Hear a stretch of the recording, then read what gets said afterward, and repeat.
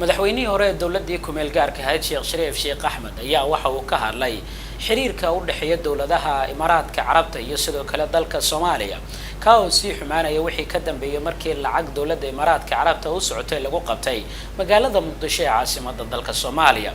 Sheekh Shariif Sheekh Axmed dowladii ku-meel gaarka ahayd ayuu madaxweyne ka soo noqday waxaana uu sheegay in marar badan uu tagay magaalada Dubai ee dalka Sultanka Imaaraadka Carabta halkaana uu kula kulmay mas'uuliyiinta ugu sareysa ee Sultanka Imaaraadka Carabta isagoo kala hadlayay horumarinta dalka Soomaaliya.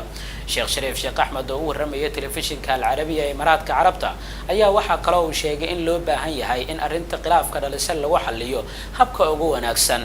xukuumadda baarlamaanka iyo sidoo kale mas'uuliyiinta ugu sareysa dowladda ayuuna sheegay in dhankooda looga baahan yahay in dadaal ay u galaan sidii loo wanaajin lahaa xiriirka taariikhiga ah ee u dhaxeeya dowladaha Imaaraadka Carabta iyo Soomaaliya.